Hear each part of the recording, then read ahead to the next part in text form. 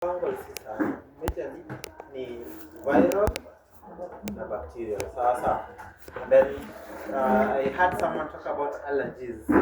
We'll talk about allergies kama allergic rhinitis when we'll be talking about combined diseases. Kuna diseases zenye si specific za upper ama lower. So that is the scope. So we all know that the respiratory system has a defense mechanism. Of course, this is the mucosal lining, right? That is able to trap dust and do what? I believe this one we have covered. What is the function of the mucus? Humidifies the air. Humidifies the air. It traps dust. Actually, ziko tano. Yes? Keep the area moist. Yeah, moisten the tract, of course. Yeah? Smell. Okay. That is new, but it's okay. Thank you. And then we have the cilious and the... Now, the specific component of the blood cells that actually offers immunity for the respiratory system. Of course, these are the white blood cells, but here, in the white blood cells, kuna division of the cell. Like we have the microphages, we have the basophils, the eosinophils.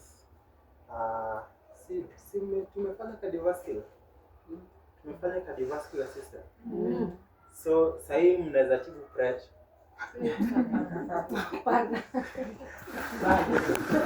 So tumefanya circulatory system. Bado. Okay. Sawa. Nice. So these are some of the factors that we can generally the respiratory system. Number one is cigarette smoking. Number two, respiratory pathogens. Of course, these are the microorganisms. Then we have inadequate habits of eating and drinking. And then we have strains and tension, and then insufficient air or and lack of exercise, and improper sleep. I believe that we all know.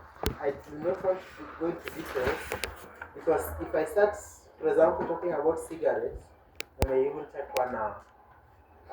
But cigarette is linked to a respiratory condition in a nutshell. What does cigarette do to the respiratory? Inamaliza the mucus. Inamaliza the mucus, that is number one. Number two?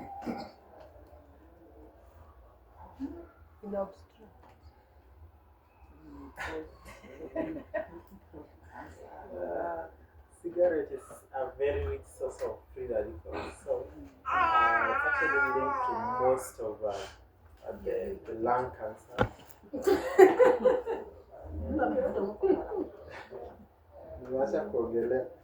Upper respiratory tract infections. Tunaanza na the first one, which is common cold, and common cold majorly is caused by viruses.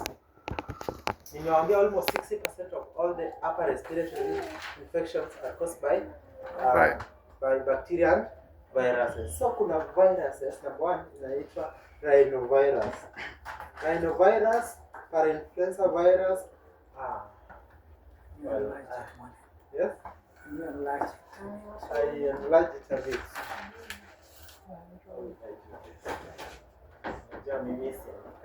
So, is it okay? Tena kidogo.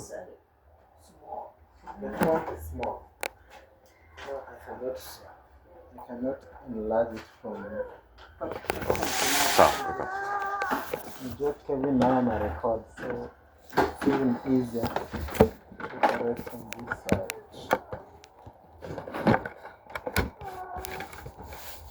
It should be a little bit better. Yes. Is it?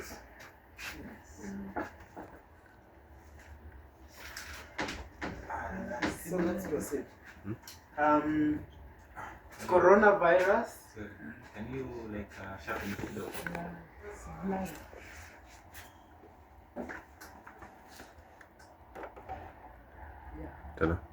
Tena.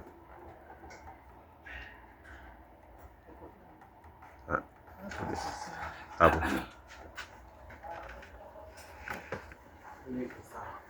Nice. So we are talking about some pathogens, common pathogens, and these are viruses which actually attack the upper respiratory system, and these are the viruses that causes common cold. And so the most common ones, of course, which we know about coronavirus, you know. But the number one causes of most of common cold ni parainfluenza virus na kuna ingine inaitwa parainfluenza viruses, but it's not included in my presentation. Then we have respiratory syncytial virus, rhinovirus, adenovirus, and coronavirus. At least mtu anafaa kujua moja ama mbili. And you know, they get through the nose and the eyes, and then they actually attack the nose. They can also get through the mouth and also the eyes as well. So what are some of the indicators that you have been infected by such viruses? Number one, when you experience persistent coughing, we have sneezing, we have increased mucosal secretions.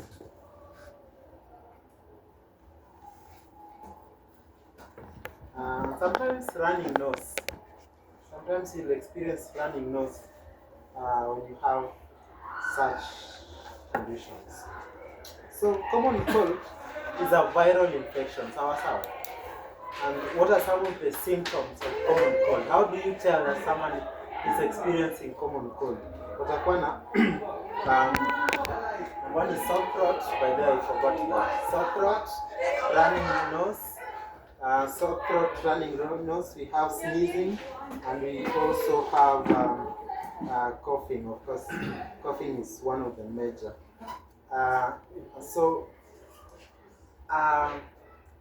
According to this presentation, how then will we treat this condition? What will we use? We'll use antivirals. So what are some of the antimicrobials that we know? Keep them in mind because I want us to talk about the general management of almost all the need. Rhinitis, that is, we've talked about rhinitis. Actually, most of these diseases zinaendana itis zinakwanga inflammation, which is majorly caused by bacteria. There are inflammation that are majorly caused by infections. Sawa. Let me give you an example. We know bronchitis, right? What causes bronchitis? Bronchitis is just the inflammation of the bronchioles. Like bronchus, zimekuwa inflamed. So what happens is that they are inflamed because there is an infection. And so what happens is that we need a very strong anti-inflammatory, a very strong antiviral ama antibacterial. Sawa. So what happens is that in the hospital, tutapewa corticosteroids for inflammations. Then tutapewa, majorly tunapewa broad spectrum antibiotics. When I talk about broad spectrum antibiotics, inamaanisha they're able to clear most of the bacteria. And you can see people are really busy writing. I implore us to write that which is important, because kama ningekuwa mimi, I think hata singeandika anything in this slide. Honestly, ningejua tu these are the symptoms, jamaa atakuwa na headache, pharyngitis. And then when you send the notes, now you are able to pen down after understanding. Yeah. So I want you to understand. The most important thing is not writing, because I also realized that I do write a lot nikiwa peke yangu, lakini nikiwa class huwa nakaa tu nasikiza. But I realized most of that which I learned, I do not read. I write so that can stick to memory. So after understanding, those are some of the principles of maximizing memory. Now, so I want to proceed by saying that we have the influenza. There's a bacteria inaitwa para-influenza virus. Para-influenza virus. This is an infection of the upper respiratory condition. And kuna two types of classification of viruses. Kuna DNA virus na RNA virus. This is not in the scope of our class, but I want you to maybe go and do research about it, so that kuna presentation. The main reason why we are learning RNA and DNA, their presentation will determine which kind of antibiotic that will be used for treatment. And just to give you a quick example, kuna viruses yenye ukiattack their outer layer, I mean the outer membrane, hazitakufa kabisa. One of them is coronavirus. There are viruses which you have to include a component, an antibiotic, yenye kuna property yenye it attack nucleus, and that is what will kill them. And so, when you talk of broad spectrum antibiotics, these are antibiotics which are able to attack different parts and different, of course, mechanisms in killing bacteria. For example, if I give you ginger, and then I give you mullein wheat, then I give you ginger, mullein wheat, cinnamon, and peppermint. That combination is able to attack every part of a bacteria. It can attack the cell membrane, it can attack the nucleus, it can attack cell division. Kuna zenye zinafanya tu vile bacteria iko hivyo, haiwezi ikagrow. There's no cell division, na hiyo ndio itaiua. That explains why when you talk about mechanism of action of viruses or of bacteria, the more herbs you put together, provided there's no herb interaction, the greater result you get. Are you together? The greater result you get. So when you talk about influenza, there are some of the common symptoms. How do you tell that someone is having influenza infection? Number one is chills. Do you know what chills are? Baridi? Good. What about fever? Joto. And most of the bacterial infections zinaleta fever. And fever mostly inatokana juu ya inflammation. Sawa. Then we have sore throat, terrible muscle pains, severe headache, dizziness, coughing, fatigue, and general discomfort. Influenza, this is the definition, is a viral infection that affects mainly the nose, the throat, and the bronchus, and occasionally the lungs. But majorly, the upper respiratory organs. And you know, this can last for weeks. But the problem comes when you start the treatment and then you do not complete the dose, be it from the hospital setting or from the natural remedies. Then this influenza virus is able to mutate. Mutation inamaanisha it's able to change the form. So what happens is that utachukua dawa siku mbili sana mimi nimekuwa sawa.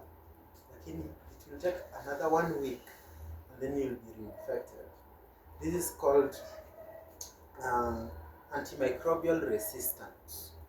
The virus, some of the this is a virus, actually resists to the form of virus, to the form of medication that it was subjected to. This is why we are told that anyone managing bacterial infections should have a complete dose, which in the medical missionary setting, inasemanga ni 4 days and above. Sawa sawa? 4 days and above. 4 days and above. Now, difference between cold and flu. Colds are very rare, but flus are, well, in terms of temperatures, colds are hazikujangi na high temperatures. And you can see the difference. But flu, someone must have fever. It's a must. The fever is 39 and above. So then headaches, rare in cold and prominent in flus. Then general aches, mild in cold and very severe in flus. Then fatigue, mild in cold but very severe. Like fatigue lasts for 2 to 3 weeks in flus. Then extreme exhaustion, then blocked nose. You can compare them. You can compare that. Now I want you to forget about that slide. Then you listen to this comparison that I'll give out. Colds attacks people majorly for some few days, 2 to 3 days. But flus will actually prolong if not treated.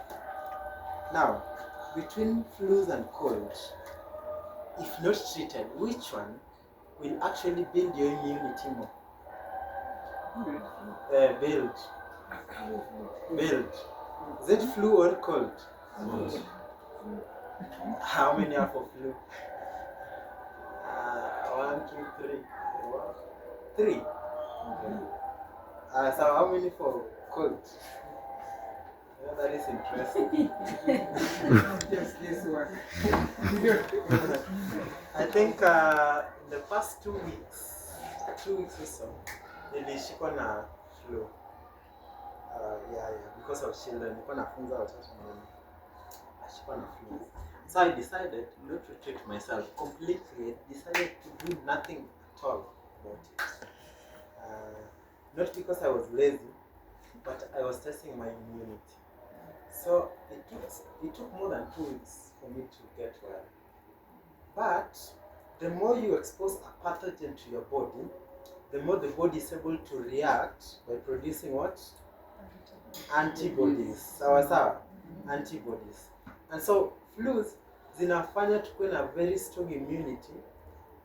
Not if sisemi that when you tackle the flu you should not treat yourself. That is wrong. You should put the body in an environment that is able to actually fight the disease by itself. So generally, for the upper respiratory diseases, is this lily called the cruciferous family. Do you know of the cruciferous family? Yes. Come on. Cabbage, cauliflower, broccoli. Nice. Hizi vitu mnajua. Cruciferous family ziko na sulfonamides that are able to strengthen the immunity of the respiratory tract. Majorly, if eaten raw. But sasa, most people are very allergic to sulfur. Kama sodium sulfite, potassium sulfite, na hizo compounds of sulfur.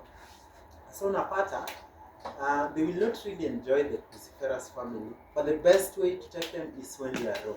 Now, let me just proceed because I want to talk about the general management for 50. So we have cold, we have flus, and we have like these ones you read. Hizi ni quotations. Sasa hizo mtasoma. Hizo mtasoma. Nice. Let's move to the next one. Tonsillitis. What causes tonsillitis? What is tonsillitis? Nilisema kila kitu inaisha na ITIS. Ni nini? Okay, most of them infections, you know. So this is an inflammation of the what? Tonsils, you know. And majorly caused by what?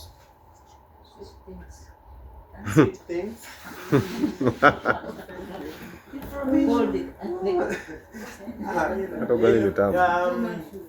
Too much sugar. Hivyo ndio nilisema. Msiseme kitu sijasema so far. Juu sijaongelea sukari. Tonsillitis is this is an infection. Bacterial or fungal. And when we are taking now if you take it to those things, you are advised not to take sugar. Yeah, sasa sikuwa mbele ya mwalimu. This is a bacterial or a viral infection. This is what happens with sugar. Sugar is readily available. It's actually, unaona ukitumia sugar, part of sugar can remain in the membranes of this organs. Bacteria and viruses survive majorly on sugar, and so their growth is actually enhanced when you take excess sugar. Sawa. It's not that sugar causes tonsillitis. Sugar does not cause tonsillitis.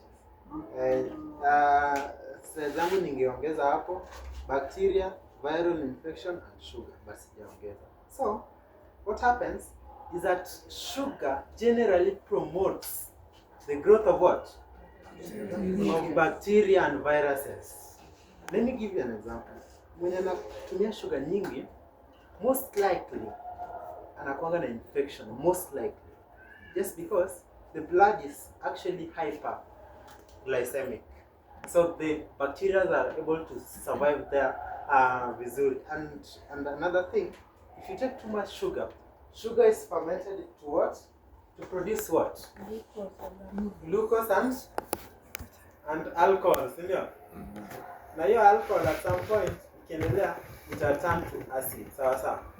But most bacteria are able to survive in an acidic environment. That is why those who take sugar are likely to suffer from tonsillitis, from most blood infections na vitu kama hizo. UTI.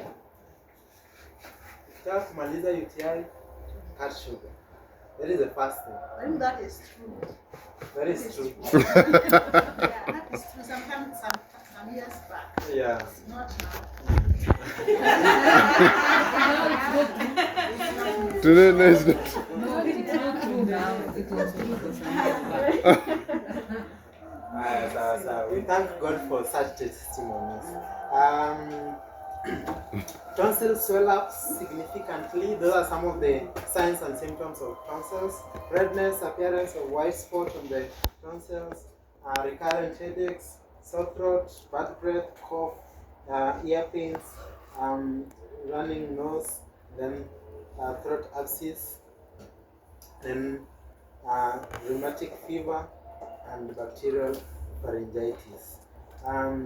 If you cannot understand all this, just understand three things about tonsils. Number one, tonsils itafura, but sometimes you may not be able to see them. So, number two is that zikifura, the only thing that will make you identify that this is an inflammation is the part becoming a little bit red. So unawezaona hapa vizuri, a little bit red, and out of the morphology, out of the structure. So kidogo tu. Great. Hadi hapo kwenye tunafika, they've actually talked about 60% of all the upper respiratory infections. mark my word, infections. Hizo zingine tutaongelea. Now, how do we treat the upper respiratory infections? I want to hear from you. How do we treat the upper respiratory infections?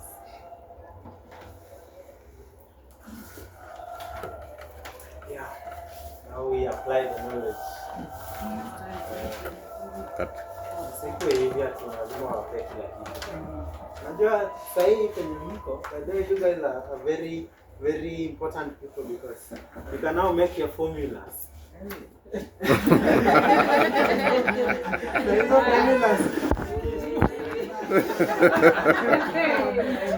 Ulianza kuogopa. Na hizi formulas zinazaua watu ama ziponye watu.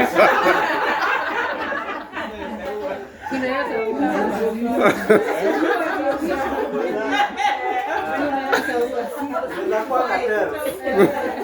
Haya, sawa sawa. Sasa tuanze. We want to start by having a respiratory detox. We want to make a formula that will be used for every infection, respiratory. And so I want us to start with what is called a cough syrup. A respiratory syrup. Andika tu respiratory syrup. This is for all the infections of the respiratory system. And I will give you quantities so that you don't mess. Give you quantities so that you don't mess.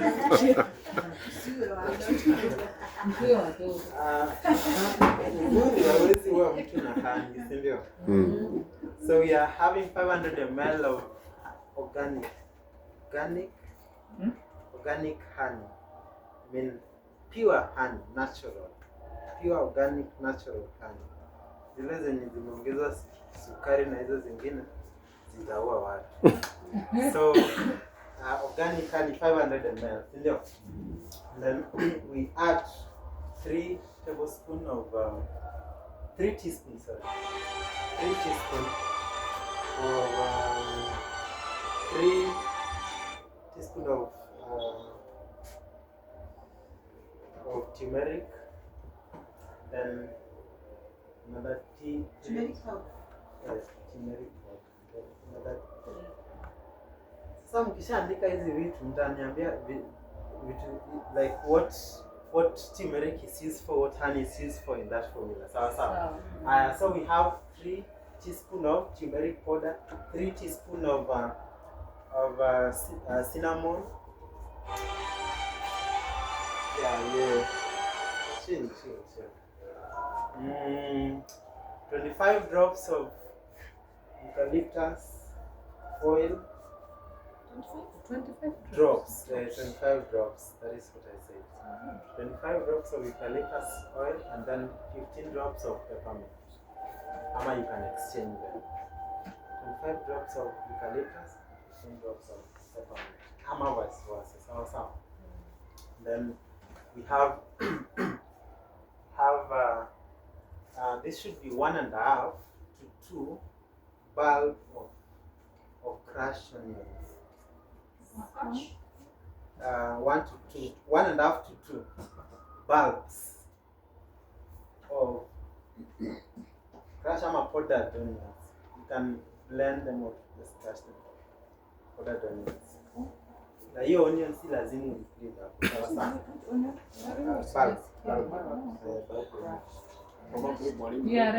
Insist red or white.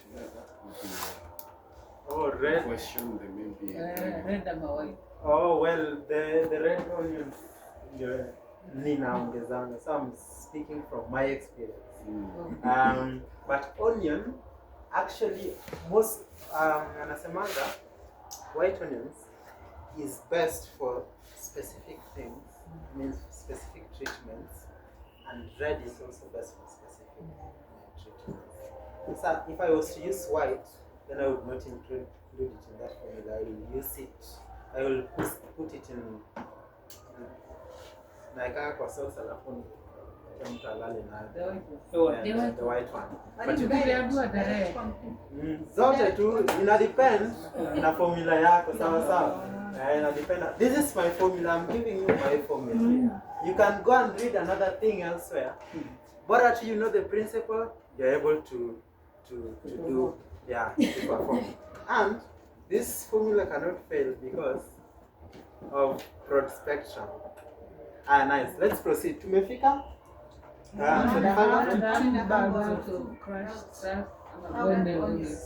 Okay. Mshaandika peppermint na nini? And then we have 2 teaspoons of ginger. 2 teaspoons of Powder? ginger. That is powder. The ginger. Powder, yeah. We're talking about powder.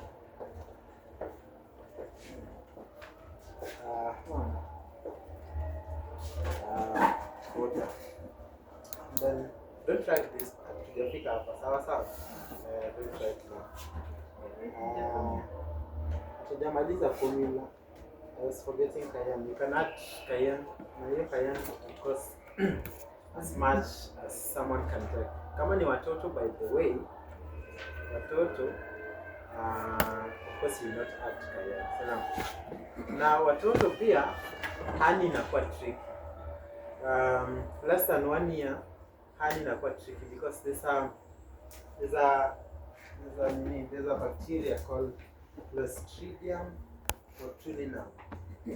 Inachanga spores zao kwa honey. So it can lead to a condition called botulinism, something like that. Sawa. So less than 1 year kwa watoto, don't give them honey. Sawa.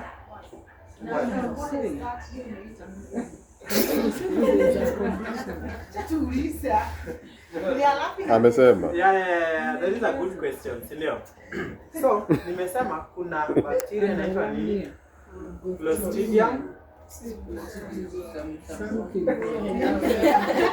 Clostridium botulinum. Sawa. Na hii inachanga spores zake kwa honey. That process out. So, we are not sure whether these spores are in that honey, though organic it may be. So you'll do well to. There are better methods of doing this to children lower years. I did not tell you the quantities because cayenne sasa unajua kila mtu ako na nini yake. Yeah, but hadi hapo penye tumefika hata tunaziachia hiyo formula. Sawa. Now, tell me the use of those things. Let's start with ginger. No, let's start with turmeric. Anti-inflammatory. Very good. So it has idea in inflammation and also reducing any pain. Maybe that may come about with sore throat and nini tena. Yeah, nailo. Nice. Let's talk about honey. Sweetener. Achana haya sawa. Sweetener is okay. Which are the properties? Yeah, it's a very strong antibiotic. And it's a very strong antibiotic. Why?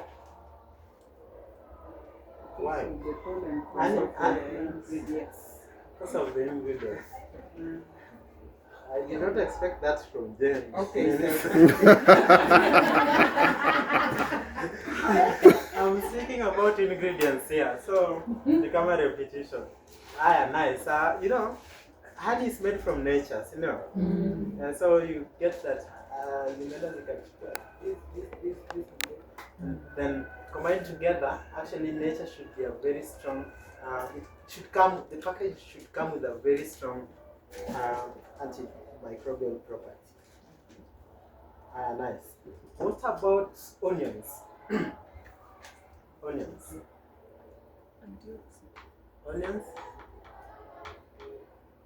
Antioxidant. Cell regeneration. Yes? Cell regeneration. Great. That is right. But unajua hizo ni others, then sasa tuko kwa main point sasa. Sasa msema main point. Hizo zingine pia ni nzuri.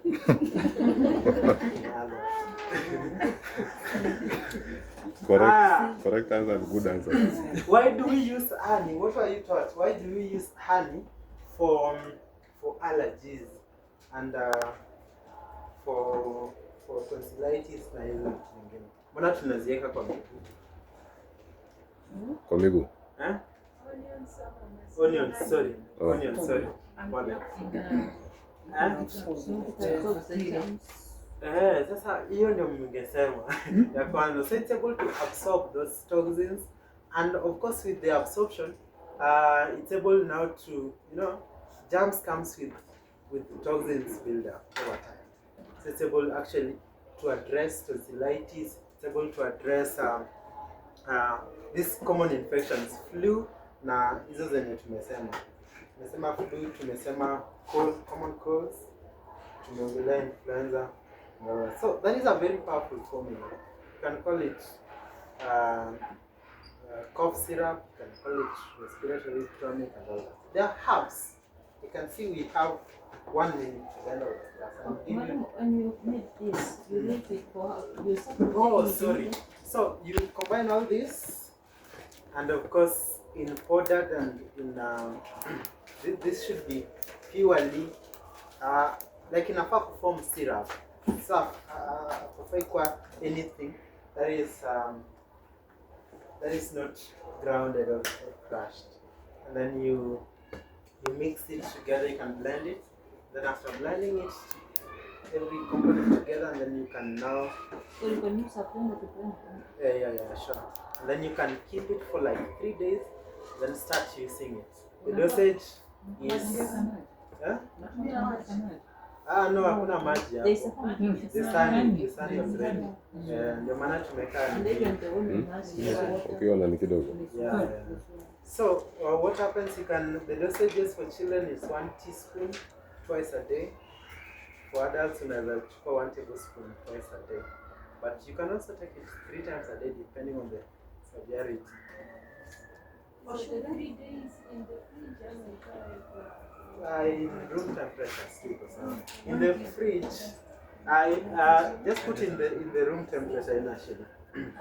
So, adults need? Adults, 1 tablespoon twice a day. Children 1 teaspoon. Na nikisema children, by the way, namaanisha below 10 in this case. Sawa. Below 10. Usitumie ile definition nyingine ya children. You said you put like so many spoons? 1 tablespoon.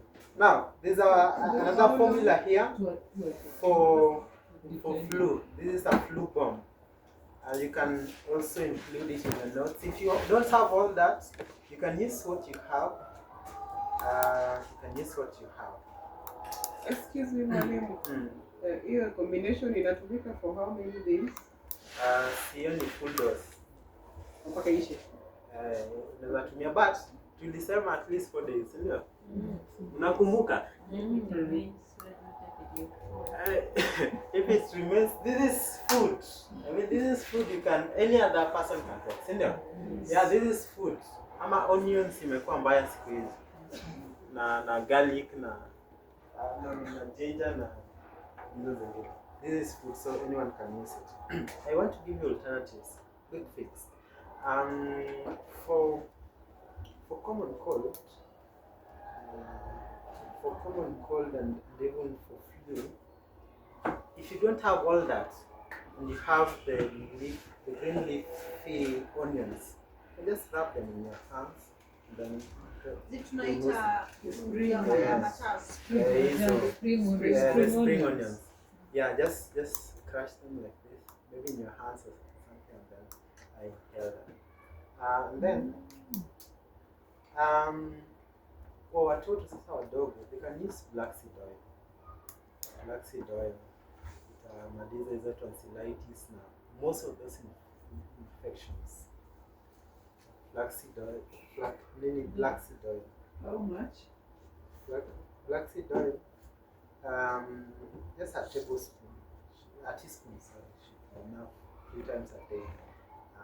Akulu. Yes, and akuna ni oil na ikuwe cold press. Then yes, Asking between those two eucalyptus. Black seed. No, 1 tablespoon.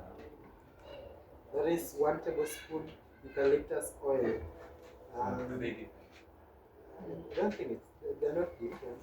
The first one, the one tablespoon is powdered eucalyptus leaves. The eucalyptus oil, I believe, is essential. So that's what you do one drawer. The alternative for the leaves. You can just use the oil only. Yeah, for this formula you can use the oils. This are leaves what really kidogo. When I think I will stop there so that you be eager for tomorrow's class. We'll proceed with the same thing. So, I want to take questions, but usiulize vitu hatujafanya. Sawa sawa. So that we save time. Tusijirudie. Yes. What about peppermint? And chewing the same? Peppermint. Oh, I was giving other alternatives. Now you can do steaming inhalation with peppermint. You can also include peppermint oil up. Yeah. You can actually steam with peppermint eucalyptus crystals. Just steam with them. Or there are other treatments which I will not talk about today, kama fermentation. But if you tumefanya hydrotherapy? No. Yes. Tumefanya practicals? Yes. Bado. Tumefanya? When was that? I do it. When we used to That's why you're our first practical hydrotherapy. Nakumbuka vizuri nikiwaelezea and kila it was kitu. the experiment. She was a sample. She was the patient. Nice. This hot fermentation, this contrast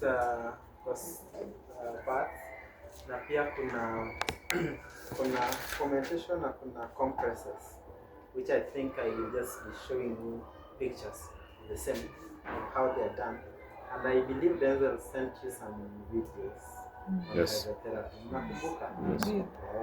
So you go just revisit those. Any other question? Yeah, any other question? I understand that our time is up and we will stop there. So let's pray. Maybe one question. Yes. This issue of sense of smell. I know someone who said they had a cold during that corona time. And after she recovered from that cold, she feels like the sense of smell is not there. So I don't know, does it have any treatment? Or the sense of smell. Yeah. Like so that they cannot be able to. Yeah, you to can be smell somewhere where you feel a false smell and they tell you I can't smell anything, but it happened like sometime during that corona time. I don't know. Yes. Let me get your responses. Wacha tujibu hii kwanza. Wait, how many have questions? Questions. 1, 2. Sawa. We'll answer the 3 questions, but let's answer half kwanza. Ndio tumalize. How many have responses to our question? Yes, tuanze. Okay, there's something Mwalimu alisema, there's an app called olfactory nerve. Maybe the olfactory nerve was iliharibika. Real time applications, I tell you. Yes. Yes. Limo, you want to say something? Hello. Yes. My response is as this. During COVID, I was attacked by COVID. I remember I'm a processor of peanut butter. So I was roasting peanuts and it was burning and I was not getting any. sikusikia at all inaungua, lakini sikusikia the smell. So wakati nilitumia dawa nikapona. I could now hear the smell. Well, so ulitumia dawa gani? Nilitumia, I used the concussions. Yes, I could bask in the sun because I found the vitamin D's were very expensive in the chemist, and also these 3 10 they're in 3 forms. Okay, sawa. Thank you. Any other response? Nice. Olfaction. They require tact in that case. I do not really understand the connection between between infections and the loss of that. Maybe there's like common agenda, but I've had such cases, and of course, just aligning with what we talked about. I mean, the remedies and the natural laws of health, you're able to get back the infection, including boosting immunity. So, yeah. So that is why I was getting your responses. Nice. Yes. Maybe I was just, it's not a question but another comment. Like, when my son used to be young, we used to have some problems to do the upper respiratory system, but I took it to us. So when we took him to the hospital, we found a very old man, but he's a dog. He told us that we should eliminate all hizi vitu zinanuka zote. We just use the bass itself, like for the ningani. Na akwambia sasa tutumie hizi nini. Sasa ya like people meat. Alafu atupatie nini zingine kwa dawa zingine za mtoto tuuzie ali tukaambiwa tuko tunafungua dirisha tuko tunatumia hizo vitu. So like in this class tusaidika sana kwa watu wenye pia kwa hiyo shida. We are the first beneficiaries in this scenario. Kuna watoto, kuna type of asthma called extrinsic, in a full and extrinsic pathway, which actually develop from a very tender age, and most of the triggers in the fungal allergens come out with a strong smell and such. So maybe that was the problem. But you know, nature has every solution. So let's get from him. Yes. Is there a place where you can go like meet a cadaver? Yes. Yes. For you to just meet a cadaver, you know cadaver. Watu hawaelewi. Cough. Like millions. They're done in to appreciate those they've done anatomy. Sema Kiswahili. Is there a place like for Sasa mmeelewa cadaver ni nini? Aseme tu Kiswahili. Kama unataka kuona tunaweza panga. So, na individuals, not as a class. Tunaweza enda moja.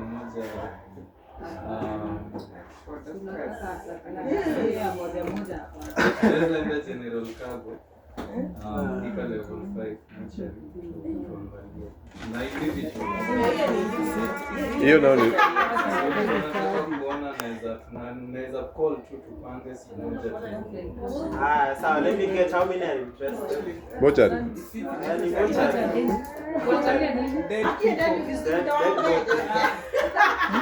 I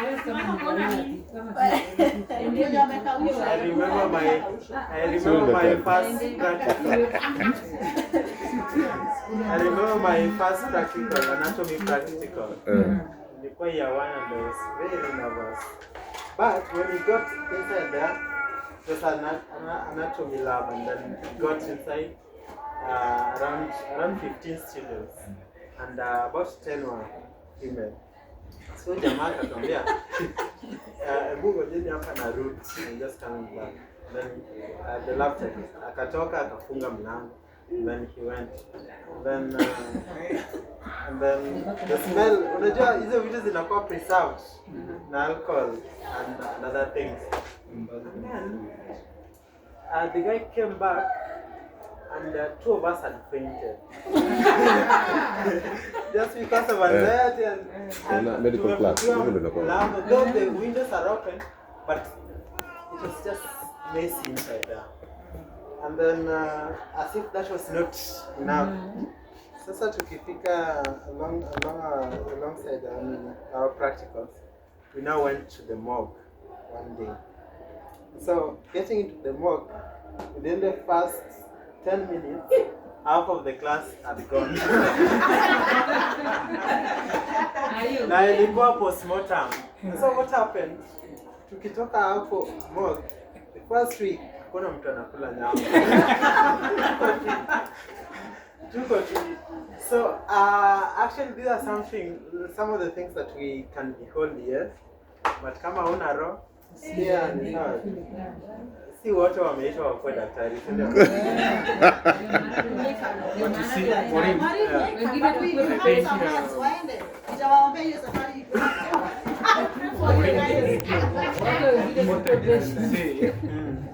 So it's good to have that heart.